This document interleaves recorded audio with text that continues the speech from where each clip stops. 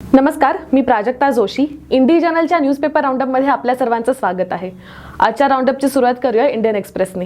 2 दिवसांपूर्वी अमरावतीमध्ये जो हिंसाचार झाला, सांप्रदायिक कारणांवरून जो हिंसाचार झाल्याचं कळलं होतं, तर त्या प्रकरणी अमरावतीच्या पोलिसांनी माजी भाजप मंत्र्यांना अरेस्ट केलेली आहे. भाजपचे नेते आणि माजी मंत्री जे होते, माजी कृषी मंत्री जे होते अनिल बोंडे, तर त्यांना अरेस्ट करण्यात आलेली आहे. त्यांच्याबरोबर अन्य काही भाजपच्या कार्यकर्त्यांना आणि नेत्यांना सुद्धा अरेस्ट करण्यात आलेली आहे. आज जयप्रकाश एस नायडू, योगेश नाईक आणि मोहम्मद थावर यांनी मिळून अमरावती आणि मुंबईवरनं ही बातमी दिली आहे. काही दिवसांपूर्वी आपण पेंडोरा पेपर्स हे जे प्रकरण आहे तर ते समोर आलेलं पाहिलं होतं. त्याबद्दलच्या अनेक बातम्या आपण ऑलमोस्ट बरेच दिवस, साधारण 2 आठवडे आपण त्याबद्दलच्या बातम्यांचा उल्लेख आपल्या राऊंडअपमध्ये सुद्धा करत होतो. पेंडोरा पेपर्स हे प्रकरण नक्की काय होतं, म्हणजे ज्याच्या अंतर्गत भारतातल्या अनेक रिच आणि पॉवरफुल व्यक्तींनी ओव्हरसीज काही ट्रस्टमध्ये गुंतवणुका केलेल्या होत्या कर वाचवण्यासाठी, कर चुकवण्यासाठी. बेसिकली टॅक्स हेवन देशामध्ये त्यांनी कशा प्रकारे गुंतवणुका केल्या होत्या, तर त्याबद्दल पर्दाफाश झाला होता. अनेक भारतीयांची नावं त्याच्यामध्ये आली होती.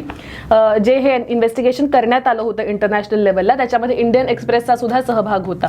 तर आज त्याबद्दलची एक महत्त्वाची बातमी, फॉलोअपची बातमी रितू सरीन यांनी एक्सप्रेससाठी दिलेली आहे. त्याच्यामध्ये त्यांनी असं म्हटलं की केंद्र सरकारने फायनली पेंडोरा पेपर्स मधला जो तपास आहे तर तो सुरू केलेला आहे. त्यांनी त्याला सुरुवात केलेली आहे. एक मल्टी एजन्सी ग्रुप केंद्र सरकारने स्थापन केला होता, ज्याच्या आणि हा जो ग्रुप असेल ज्याच्यामध्ये वेगवेगळ्या इन्व्हेस्टिगेटिव्ह एजन्सी मधले रिप्रेझेंटेटिव्ह लोक होते, तर त्यांनी आता इन्व्हेस्टिगेशन सुरू केलेलं आहे. इतिहास तज्ञ बाबासाहेब पुरंदरे यांचा काल सकाळी पुण्यात मृत्यू झाला. एका न्यूमोनिया झाल्यामुळे त्यांचा मृत्यू झाला असल्याचं कळलं होतं. ई श्रम हे केंद्र सरकारचं जे एक पोर्टल आहे, ज्याच्यावर वेगवेगळे अनऑर्गनाइज सेक्टरमधले जे वेगवेगळे कामगार आहेत देशभरात, तर त्यांचं रजिस्ट्रेशन करण्यासाठी हे पोर्टल तयार करण्यात आलेलं आहे. तर त्याच्यामध्ये आतापर्यंत फक्त 20% अनऑर्गनाइज्ड वर्कर्सचं रजिस्ट्रेशन झाली असल्याची बातमी आज आंचल मॅगझिन यांनी इंडियन एक्सप्रेससाठी दिलेली आहे. ओडिशा, बंगाल आणि छत्तीसगडमध्ये सगळ्यात जास्त आतापर्यंत हे जे रजिस्ट्रेशन आहे ते झालं असल्याचं सुद्धा त्यांनी एक्सेस केलेल्या डेटामधनं समोर आलेलं आहे. नॅशनल क्राईम रेकॉर्ड्स ब्युरो म्हणजेच NCRBचा annual crime in India report जो आला होता, तर त्याच्यातनं असं समोर आलेलं आहे की गेल्या 20 वर्षांमध्ये देशात 1888 कस्टडियल डेथ झालेले आहेत. म्हणजे पोलीस कस्टडीमध्ये असताना ज्या लोकांचा मृत्यू होतो, पोलिसांच्या छळामुळे असेल, मानसिक त्रासामुळे असेल, तर असे जे मृत्यू झालेले आहेत ते गेल्या 20 वर्षात त्यांची संख्या 1888 आहे. आणि एवढ्या मोठ्या प्रमाणात हे मृत्यू झालेले असून सुद्धा ह्यापैकी ह्या प्रकरणी फक्त 26 पोलिसांना आतापर्यंत कन्व्हिक्ट करण्यात आलेलं आहे. 26 पोलिसांवर गुन्हे दाखल करून त्यांना शिक्षा देण्यात आलेली आहे. आज हरिकिशन शर्मा यांनी हा रिपोर्ट केलाय. महाराष्ट्रात दुसऱ्या लाटेनंतर जे कोविड पॉझिटिव्ह व्यक्ती आले होते, तर त्यातल्या बऱ्याचसे टेस्ट जे पॉझिटिव्ह आले होते त्याचं जिनॉम सिक्वेन्सिंग करण्यात आलं होतं. या जिनॉम सिक्वेन्सिंगचा डेटा आलेला आहे. त्याच्यातून असं दिसून आलेलं आहे की यातले जवळपास 61% केसेस जे होते तर त्यांना डेल्टा व्हेरियंटची लागण झाल्याचं दिसून आलेलं होतं. अनुराधा मास्करेन्हास यांनी ह्याबद्दलचा रिपोर्ट आज केलाय. बाबासाहेब पुरंदरे यांचा काल मृत्यू झाल्याची बातमी आपण आत्ताच बघितली. आज इंडियन एक्सप्रेसचे जे सिटी पान आहे त्याच्यावर त्याबद्दलचे 2 मोठे रिपोर्ट्स आलेले आहेत. एक आतिक रशीद यांनी रिपोर्ट केलेला आहे की ज्याच्यामध्ये पुरंदरे यांनी वेगवेगळी माध्यमं वापरून शिवाजी महाराजांबद्दल जे काही इतिहासातले जे गोष्टी होत्या त्या कशा प्रकारे त्यांनी लोकांसमोर वेगवेगळी माध्यमं वापरून आणण्याचा प्रयत्न केला ह्याबद्दल लिहिलेलं आहे. मनोज मोरे यांनी ह्याला जोडून अजून एक महत्त्वाचा रिपोर्ट केलेला आहे. पुरंदरे यांनी जो इतिहास मांडला तर त्यामध्ये बरीचशी कॉन्ट्रोवर्सी सुद्धा होती. त्यावर बरीचशी टीका सुद्धा त्यांच्यावर झाली होती की त्यांनी इतिहास चुकीच्या पद्धतीने मांडलेला आहे, चुकीच्या गोष्टी त्यांनी सांगितलेल्या आहेत, अशी टीका अनेक तज्ज्ञांकडून, अनेक कम्युनिटी लीडर्स कडून होत होती. तर त्याबद्दल सुद्धा बातमी आलेली आहे, ज्याच्यामध्ये या लीडर्सचं असं म्हणणं आहे की त्यांच्याबद्दल जी टीका होती, त्यांनी त्यांच्या पुस्तकातून मांडलेल्या ज्या चुकीच्या गोष्टी होत्या तर त्यावरची टीका ही कायमच राहणार आहेत. पण बाबासाहेब पुरंदरे माणूस म्हणून किंवा फक्त एक माणूस म्हणून त्यांच्या विरोधात काही हे सर्व लोक नव्हते. त्यांनी जे लिहिलेलं आहे त्याच्यावर ती टीका होती. गेले काही दिवसांपासून काँग्रेसचे नेते सलमान खुर्शीद यांचं नाव चर्चेत आहेत, कॉन्ट्रोवर्सीमध्ये आहे. इनफॅक्ट त्यांच्यावर बऱ्याच मोठ्या प्रमाणात आपण इंटरनेटवर ट्रोलिंग होताना बघतोय, टीका होताना बघतोय. अयोध्येवर त्यांनी एक पुस्तक लिहिलंय, ते नुकतंच प्रकाशित झालं आणि त्याच्यावरून ही सर्व टीका सुरू झालेली आहे. त्यामध्येच काल असं झालं की नैनितालमध्ये त्यांचं जे घर आहे त्या घराची तोडफोड एका जमावाकडून करण्यात आली. इनफॅक्ट त्या घराला आग सुद्धा लावण्यात आली. इंटरेस्टिंगली ज्या गोष्टीवरून त्यांचं ट्रोलिंग होतंय तर ती गोष्ट अशी होती की त्यांचं जे हे पुस्तक आहे त्याच्यामध्ये त्यांनी हिंदुत्व आणि काही म्हणजे रॅडिकल इस्लामिस्ट ग्रुप्स जे आहेत तर ह्यांच्यामध्ये पॅरलल्स दाखवले होते आणि त्यावरून त्यांच्यावर टीका होत होती. आणि त्या सगळ्यामधनं जी गोष्ट झाली ती ही झाली की त्यांच्या घराची तोडफोड आणि घराला आग लावण्यात आली. आज डेहराडूनवरून अवनीश मिश्रा यांनी ही बातमी दिली आहे. हा होता आजचा इंडियन एक्सप्रेस. यापुढचा पेपर आहे लोकमत. अंमली पदार्थ प्रतिबंधक विभागाच्या म्हणजेच एनसीबीच्या मुंबईच्या पथकानं सोमवारी पहाटे नांदेड जिल्ह्यातील मांजरम इथे वाहन तपासणीत 1127 किलो गांजा जप्त केला. या प्रकरणी ट्रक चालक तसंच क्लीनरला ताब्यात घेण्यात आलेलं आहे आणि एनसीबी तर्फे मुख्य आरोपीचा शोध आता सुरू आहे. एसटी संपावर तोडगा काढण्यासाठी उच्च न्यायालयाच्या निर्देशानुसार राज्य सरकारने नेमलेल्या समितीवर कामगार संघटनांनी सोमवारी आक्षेप घेतला. या समितीऐवजी निवृत्त न्यायमूर्तींच्या अध्यक्षतेखाली समिती नेमण्यात यावी अशी विनंती सुद्धा त्यांनी केलेली आहे. दरम्यान या समितीची मंगळवारी म्हणजे आज बैठक होती, मात्र त्या बैठकीला उपस्थित राहायला सुद्धा संघटनांनी विरोध केला होता. माजी गृहमंत्री अनिल देशमुख यांना आर्थिक गैरव्यवहारांच्या प्रकरणी पीएमएल न्यायालयानं सोमवारी 14 दिवसांची न्यायालयीन कोठडी सुनावली आहे. या विशेष न्यायालयानं अनिल देशमुख यांना बेड आणि औषधे पुरवण्याचे निर्देश दिलेले आहेत आणि त्यासाठी देशमुख यांनी अर्ज केला होता. देशमुख यांनी घरचं जेवण मिळावं यासाठी सुद्धा अर्ज केला होता, मात्र या अर्जावरील सुनावणी काही दिवसांनंतर होणार आहे. त्यामुळे आता तरी त्यांना तुरुंगातलंच जेवण जेवावं लागणार आहे. राष्ट्रीय संरक्षण प्रबोधिनी म्हणजेच एनडीए ची लेखी प्रवेश परीक्षा महिलांच्या पहिल्या तुकडीनं रविवारी दिली.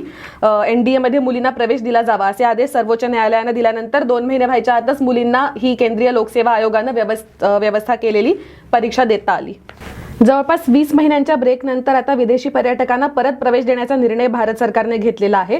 कोरोनाचा प्रसार सध्या कमी झालेला आहे, त्यात लसीकरणाचं प्रमाण सुद्धा वाढलं असल्यामुळे सरकारने हा निर्णय घेतलाय. अमरावतीमध्ये ज्या हिंसाचाराच्या घटना घडल्या तर त्याबद्दल बोलत असताना राष्ट्रवादी काँग्रेसचे अध्यक्ष शरद पवार हे जे म्हणाले की त्रिपुरात जे काही घडलं त्याचे महाराष्ट्रात पडसाद उमटण्याचा काही संबंध नाही, मात्र उत्तर प्रदेशसह 3 राज्यांच्या निवडणुका ज्या लवकरच होणार आहेत तर त्या डोळ्यांसमोर ठेवून या दंगली घडवण्याच्या घटना घडत असल्याचं त्यांनी म्हटलेलं आहे. या पुढच्या बातमीची हेडलाईन आपली आजची हेडलाईन ऑफ द डे आहे. ही हेडलाईन आहे पहिलीचा झाला गवगवा, दुसरीसाठी मात्र शोधा. लसीकरणाबद्दल ही हेडलाईन आहे, अजून कशाबद्दल नाहीये. आज नरेंद्र जावरे यांनी अमरावतीवरनं ही बातमी दिली आहे. मेळघाटच्या चिखलदरा तालुक्यातल्या 17 गावांमध्ये पहिल्या कोरोना प्रतिबंधक डोसचे 100% लसीकरण झालं होतं. त्याबद्दल त्यांची दखल सुद्धा घेण्यात आली होती. देश पातळीवर कौतुक सुद्धा झालं होतं. हा आदिवासी बहुल भाग असून सुद्धा 100% लसीकरण लवकर केल्याबद्दल भरपूर कौतुक सुद्धा झालं होतं. मात्र आता पहिल्या डोस नंतर 84 दिवसांनंतर दुसरा डोस देण्याची वेळ येताच आदिवासींची शोधाशोध परत एकदा सुरू झालेली आहे. कामाच्या शोधात आदिवासी स्थलांतरित झाल्याने प्रशासन आणि आरोग्य यंत्रणेची डोकेदुखी आता वाढलेली आहे या बाबतीतली. इनफॅक्ट ओव्हरऑलच जर देशभरात बघितलं तर पहिला डोस लोकांनी ज्या प्रमाणात घेतला, ज्या स्पीडमध्ये घेतला, तर दुसऱ्या डोसचं जे ओव्हरऑल लसीकरण आहे तर ते थोडंसं स्लो होताना देशभरात दिसत आहे. उत्तर प्रदेश विधानसभा निवडणुकीत स्वबळावर लढण्याचं काँग्रेसने काल जाहीर केलं. तर ह्यानंतर पक्षाच्या महासचिव प्रियांका गांधी या पक्षाच्या चेहरा असतील असं काँग्रेसने सांगितलेलं आहे. मात्र त्या निवडणूक लढवणार आहेत की नाही याबद्दल अजून काही स्पष्टीकरण पक्षानं किंवा त्यांनी दिलेलं नाहीये. आज व्यंकटेश केसरी यांनी दिल्लीवरून ही बातमी दिली आहे. लोकमतच्या हॅलो महापुणे या पुरवणीच्या पान 1 वरची अँकर स्टोरी जी आहे, खास बातमी आहे, तर ती आजची आपली बेस्ट ऑफ द डे बातमी आहे. पुणे रेल्वे स्थानक हे महाराष्ट्रातलं पहिलं आणि देशातलं 3रं चाइल्ड फ्रेंडली स्थानक होणार आहे. स्थानक परिसरात आढळणाऱ्या आणि भीक मागणाऱ्या लहान मुलांना फलाटावरच जनरल नॉलेज पासून ते अंकगणिताचे धडे दिले जातील. त्याशिवाय त्यांना रिक्रिएशनसाठी वेगवेगळ्या खेळाचं साहित्य सुद्धा उपलब्ध असणार आहे. कंटाळा आला तर मनोरंजनासाठी टीव्हीची सोय केली जाणार आहे. या मुलांनी भीक मागू नये म्हणून त्यांचं समुपदेशन सुद्धा केलं जाणार आहे. नोव्हेंबर अखेर पुणे स्थानकावर यासाठी एक विशेष कक्ष स्थापन होणार आहे. अशा प्रकारचे विविध उपक्रम राबवणाऱ्या देशातलं 3रं railway station Pune railway station होणार आहे. टाइम्स ऑफ इंडियाच्या पान 1 वर आज एक अतिशय इंटरेस्टिंग बातमी आलेली आहे. आपल्याला माहितीच आहे की कोविडचे वॅक्सिन डोसेस जे असतात तर त्या डोसेसना काहीतरी एक्सपायरी डेट असते आणि त्या एक्सपायरी डेटच्या आतच ते जास्तीत जास्त लोकांना द्यावे लागतात, नाहीतर मग खूप मोठ्या प्रमाणात डोसेसची वेस्टेज होण्याची शक्यता असते. तर वेगवेगळे जे प्रायव्हेट हॉस्पिटल्स आहेत जे कोविड लसीकरण करतात तर त्यांना हा प्रश्न सतावताना दिसतोय की त्यांच्याजवळ कोविडचे डोसेस जास्त आलेले आहेत, मात्र लसीकरण करायला येणाऱ्यांची संख्या तेवढी राहिलेली नाहीये. त्यामुळे आता हे डोसेस वापरण्यासाठी वेगवेगळे इनोव्हेटिव्ह उपाय हे हॉस्पिटल्स वापरत असताना दिसून आलेला आहे. त्याबद्दलची बातमी आज टाइम्स ऑफ इंडियाने केलेली आहे. काही हॉस्पिटल्स वेगळ्या हॉस्पिटल्स बरोबर त्यांचे डोसेस शेअर करतायत. काही जे आहेत ते CSR फंड्स वापरून फ्रीमध्ये डोसेस द्यायचा प्रयत्न करतायत, तर काही प्राइस कमी करतायत जेणेकरून जास्ती लोक येऊन ते शॉट्स जे आहेत तर ते घेऊ शकतील. सर्वोच्च न्यायालयाच्या कॉलेजियमने आतापर्यंत पहिल्यांदा एक ओपनली गे असलेले सिनियर ॲडव्होकेट सौरभ किरपाल यांचं नाव दिल्ली उच्च न्यायालयाच्या न्यायाधीशपदी सुचवलेलं आहे. आज धनंजय महापात्रा यांनी याबद्दलची सविस्तर बातमी दिली आहे. कोविड संदर्भात महाराष्ट्रासाठीची एक दिलासादायक आणि चांगली बातमी आज नेहा मदानेने केलेली आहे. कोविडचे जे क्रिटिकल पेशंट्स होते, जे जास्त सिरियस असलेले पेशंट्स होते, तर त्यांची संख्या जी आहे ती नोव्हेंबर 8च्या डेटाप्रमाणे जवळपास 50% घटलेली आहे. म्हणजे कोविडची दुसरी लाट आली आणि त्याच्यानंतर काही 1-2 महिने जेवढ्या मोठ्या प्रमाणात केसेस होत्या, तर त्या कंपॅरिझनमध्ये आता जवळपास 50% क्रिटिकल पेशंट्सची संख्या घटलेली आहे.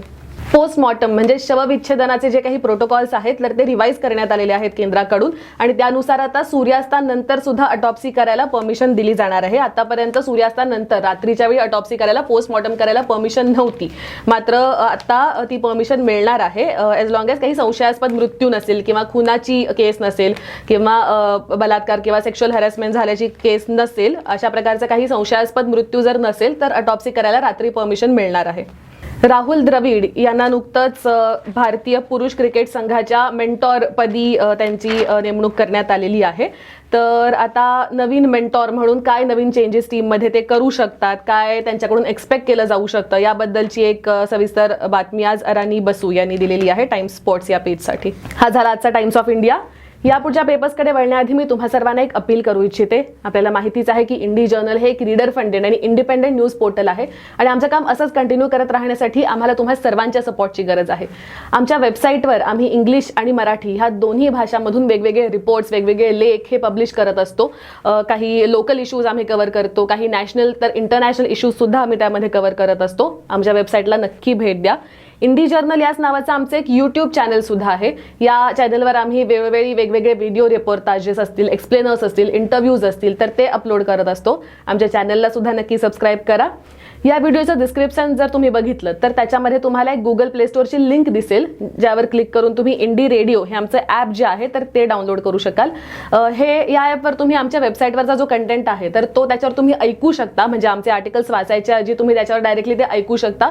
त्याचबरोबर वेगवेगळे audio specific, app specific programme सुद्धा त्याच्यावर आहेत. जसं की दररोज रात्री एक न्यूज बुलेटिन त्याच्यावर येतं, डेली न्यूज रील या नावानं, ज्याच्यामध्ये देश विदेशात ज्या काही महत्त्वाच्या घटना घडलेल्या असतात तर त्यांचा उल्लेख असतो. त्या व्यतिरिक्त अजूनही वेगवेगळे पॉडकास्ट, वेगवेगळी चर्चासत्र, काही इंटरव्ह्यूज त्याच्यावर आहेत, काही ऑडिओ बुक्स आहेत, ऑडिओ रिपोर्ट्स सुद्धा आहेत. आमचं ॲप नक्की डाउनलोड करा. या व्हिडिओच्या डिस्क्रिप्शनमध्ये तुम्हाला अजून एक लिंक दिसेल, त्यावर क्लिक करून तुम्ही आम्हाला आर्थिक सहकार्य सुद्धा करू शकता. आता आपण वळूया पुढच्या पेपरकडे, जो आहे सकाळ. एसटी कर्मचाऱ्यांच्या संपावर अजूनपर्यंत कोणताही तोडगा निघालेला नाहीये. आतापर्यंत संपकऱ्यांच्या शिष्टमंडळाच्या 2 बैठका परिवहन मंत्री अनिल परब यांच्यासोबत झाल्या होत्या. मात्र विलिनीकरणाच्या मागणीवर संपकरी ठाम असल्यामुळे राज्य सरकारची कोंडी झाली असल्याचं या बातमीमध्ये म्हटलेलं आहे. जितेंद्र विस्पोते यांनी आज सकाळच्या पान 1च्या अँकरसाठी एक महत्त्वाची बातमी दिलेली आहे. देशभरात मागच्या वर्षात म्हणजे 2020 मध्ये प्राण्यांच्या 557 प्रजाती आढळून आलेल्या आहेत. यातल्या 407 प्रजाती नवीन असून 150 प्रजातींची या देशात पहिल्यांदाच नोंद घेण्यात आलेली आहे. यात महाराष्ट्रातल्या 24 प्रजातींचा सुद्धा समावेश आहे. भारतीय प्राणी सर्वेक्षण संस्था म्हणजे झूलॉजिकल सर्व्हे ऑफ इंडियाने नुकताच एक त्यांचा अहवाल पब्लिश केला होता. त्याच्यातनं हा सर्व डेटा समोर आलाय. कृषी पंपांच्या वीज बिलांमधून थकबाकीमुक्त होण्यासाठी पश्चिम महाराष्ट्रातल्या 12,50,000 शेतकऱ्यांना मूळ थकबाकीमधल्या 2,644 कोटी 77 लाख रुपये महावितरणने माफ केलेले आहेत. या शेतकऱ्यांनी चालू वीज बिल आणि सुधारित थकबाकीपैकी 50% रक्कम येत्या मार्च 2022 पर्यंत भरणा केली तर अजून 4,003 कोटी रुपयांची माफी त्यांना मिळणार आहे.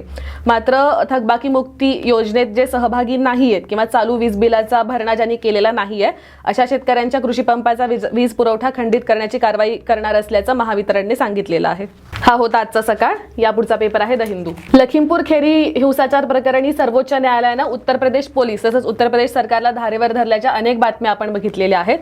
त्यामध्येच अजून एक आता अपडेट आलेली आहे. कृष्णदास राजगोपाल यांनी आज दिलेल्या बातमीनुसार उत्तर प्रदेश सरकारनं सुप्रीम कोर्टने जे सजेस्ट केलं होतं की एक माजी न्यायाधीश आहेत त्यांच्या अंडर एक कमिटी स्थापन करून त्यांच्या अंडर ह्या तपासाची देखरेख व्हावी, तर त्याला उत्तर प्रदेश सरकारने संमती दिलेली आहे. काल जनजातीय गौरव दिवस म्हणजेच ट्रायबल प्राईड डे होता, तर त्यानिमित्त पंतप्रधान नरेंद्र मोदी यांनी रांचीमध्ये बिरसा मुंडा म्युझियमचं उद्घाटन केलं आणि ह्यावेळेस बोलत असताना त्यांनी काही आदिवासींसाठीच्या ट्रायबल स्कीम्स सुद्धा लॉन्च केल्या. केरळमध्ये 10 नोव्हेंबरपासून जोरदार पाऊस सुरू आहे, तर ह्यामध्ये आतापर्यंत 5 जणांचा मृत्यू झाला असल्याची बातमी आज द हिंदूने दिलेली आहे. कर्नाटकमध्ये बंगळुरू पासून साधारण 40 किलोमीटरवर एक साधारण 250 वर्ष जुनं फणसाचं झाड आहे. या प्रजातीतलं हे सर्वात जुनं झाड असू शकतं देशातलं, असंही म्हटलं जाते. तर सध्या सायंटिस्ट तसंच काही ॲग्रिकल्चरल सायंटिस्ट तसंच हॉर्टिकल्चरल सायंटिस्ट ह्या झाडाला हेरिटेज स्टेटस मिळवण्याच्या प्रयत्नात आहेत. आज BS सतीश कुमार यांनी बंगळुरूवरून ही स्टोरी केली आहे. दिल्लीमध्ये सध्या हवेची अवस्था काय आहे त्याबद्दलच्या अनेक बातम्या आपण बघतोय. हवा प्रदूषण सिव्हिअर कॅटेगरीमध्ये आहे दिल्लीतलं. ह्या इतकं प्रमाणात प्रदूषण असल्यामुळे कन्स्ट्रक्शन ॲक्टिव्हिटी दिल्ली सरकारने थांबवली होती. मुलांच्या शाळा ज्या आहेत त्या बंद केल्या होत्या. ह्या सीझनमध्ये स्पेशली म्हणजे हिवाळा सुरू झाल्यानंतर दिल्लीमध्ये मोठ्या प्रमाणात हवा प्रदूषण दरवर्षीच होतं आणि ह्याला ब्लेम बऱ्याचदा दिल्लीच्या आसपास जी राज्य आहेत तर तिकडं शेतकरी जे तण जाळतात शेतातलं तर त्याला ब्लेम केलं जातं की त्यामुळे दिल्लीत मोठ्या प्रमाणात पोल्युशन होत असल्याचं दरवेळेस म्हटलं जातं. याबद्दलची एक सुनावणी सुप्रीम कोर्टमध्ये सध्या चालू आहे. तर त्यावेळेस केंद्र सरकारने एक एफिडेव्हिट फाईल केलं होतं. त्या एफिडेव्हिटमध्ये दिसून आलेलं आहे की ओव्हरऑल वर्षभरात फक्त जे काही पोल्युशन दिल्लीमध्ये होतं तर त्याच्यामध्ये हे जे तण जाळलं जातं हे जे स्टबल बर्निंग आहे तर त्याचा हिस्सा फक्त 10%च आहे. आणि मेजरली वाहनांमुळे आणि इंडस्ट्रीमुळे होणारं जे पोल्युशन आहे त्यांचे जे एमिशन्स आहेत तर त्याच्यामुळे प्रदूषण दिल्लीमध्ये जास्त होत असल्याचं दिसून आलेलं आहे. त्यामुळे सर्वोच्च न्यायालयानं आता सुनावलेलं आहे की कशामुळे प्रदूषण होते हे कळलेलं आहे. त्याच्यामुळे ब्लेम करण्यापेक्षा आता त्यावर पावलं उचलणं गरजेचं आहे. आज कृष्णदास राजगोपाल यांनी बद्दलची बातमी दिली आहे. हा होता आजचा द हिंदू आणि याचबरोबर इंडी जर्नलचा आजचा न्यूजपेपर राऊंडअप सुद्धा आम्ही इथंच थांबवत आहोत. दररोज आमचा राऊंडअप बघत राहण्यासाठी आम्हाला फेसबुकवर नक्की फॉलो करा आणि इंडी रेडिओ हे आमचं ॲप डाउनलोड करायला विसरू नका. धन्यवाद.